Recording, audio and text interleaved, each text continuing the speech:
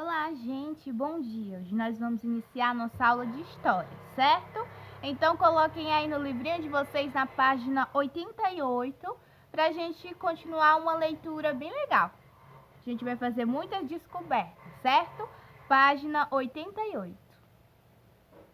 Vamos lá juntos.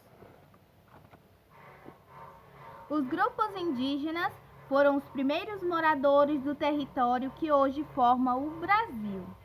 Eles são os verdadeiros donos desse território. Então, quem são os donos do território brasileiro? São os índios, são os indígenas, certo? Em 22 de abril de 1500, uma esquadra, ou seja, um conjunto de navios, comandada pelo navegador Pedro Álvares Cabral, chegou às terras que hoje fazem parte do estado da Bahia.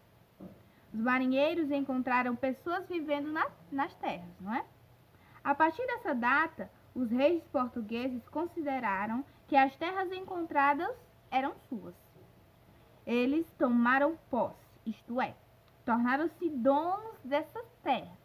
Como a gente pode observar aqui, a primeira missa no Brasil, de Vitor Meirelles, 1860. Os artistas reproduzem nas suas obras vários momentos da história. As obras de arte são documentos para o estudo da história. Os artistas pintam suas telas de acordo com a sua ideia do acontecimento, o seu ponto de vista, que nem sempre mostra o que aconteceu realmente. Então, o que a gente vê nos livros de história, por exemplo, essas imagens aqui, são ilustrações para que a gente saiba direitinho, certo, o que é que está se passando na história. Vamos lá. A chegada dos portugueses mudou a vida dos moradores do lugar, ou seja, dos índios. As terras que pertenciam a esses moradores foram invadidas. Muitos foram forçados a trabalhar para os portugueses nas fazendas de cana-de-açúcar que foram organizadas na terra encontrada, ou seja, então, quando os portugueses chegaram ao Brasil, eles obrigaram alguns índios a trabalhar para eles, certo? Outros morreram durante as guerras, por causa das doenças trazidas pelos portugueses, como o sarampo e a gripe.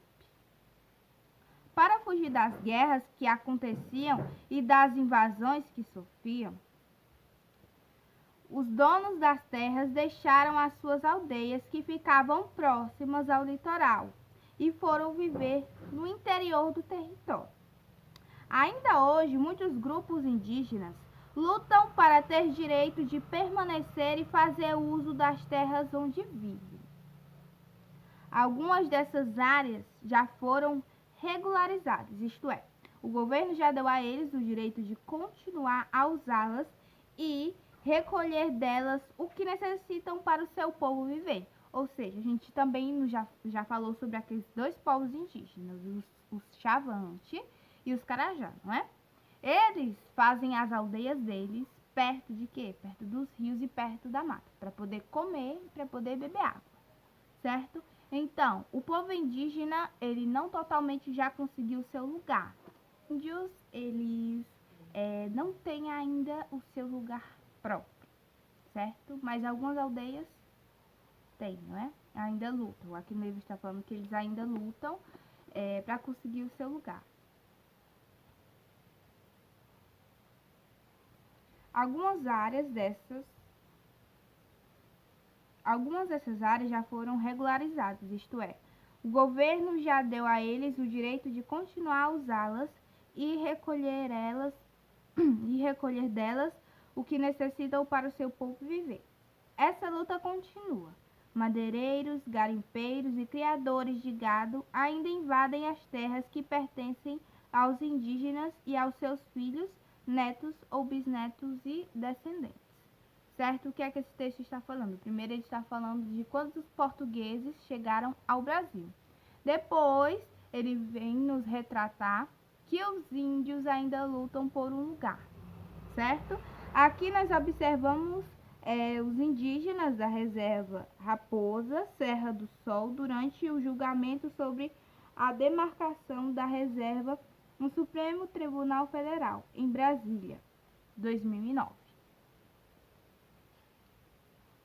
O Dia do Índio, comemorado em 19 de abril, é sempre uma boa oportunidade para que os grupos indígenas se reúnem e exigirem uma solução do governo em relação às suas terras.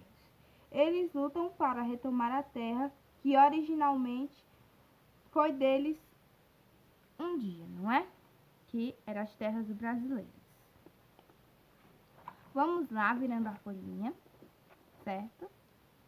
Pense na situação abaixo e faça um X nas frases com as quais você concorda.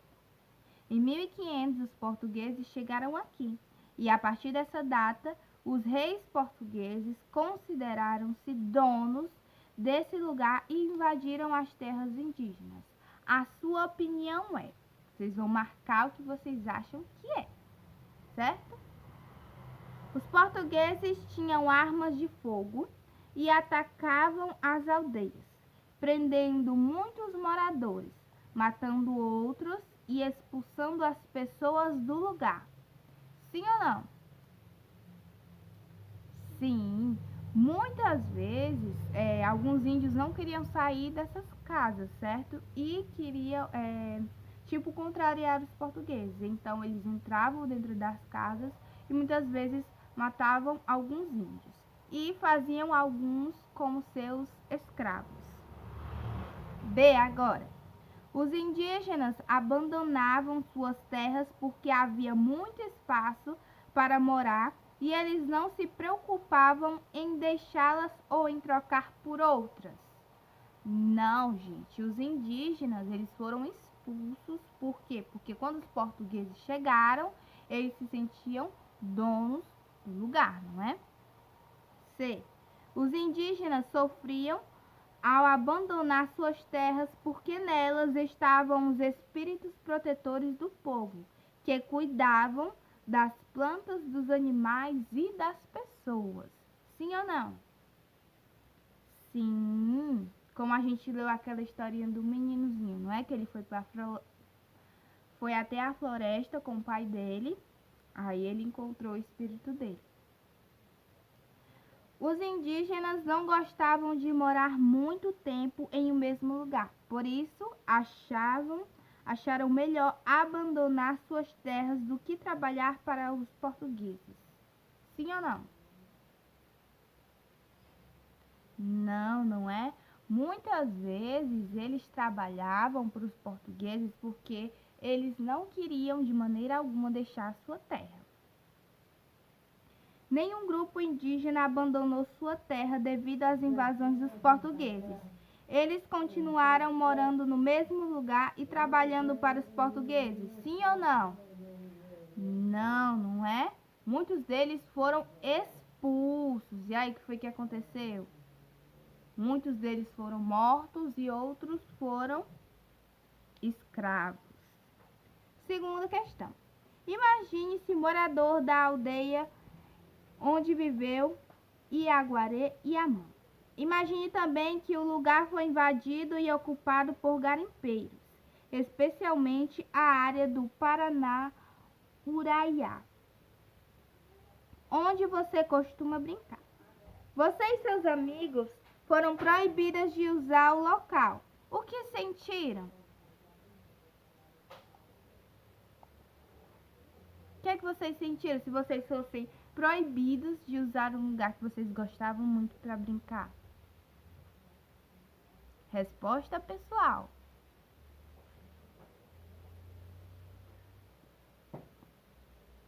Terceira. Pense sobre a situação abaixo e como você resolveria se a escola fosse demolida para a construção de um edifício e você e seus colegas ficassem sem um lugar para estudar. Escreva sua conclusão no caderno. Então, vocês vão escrever o que no caderno? Vocês vão responder essa terceira questão. Como assim? Se a sua escola fosse derrubada para fazer uma outra construção e você não pudesse mais estudar, como você se sentiria? Como seria isso para você? Certo? Então, responda no caderno, faça um textinho e me mandem, certo?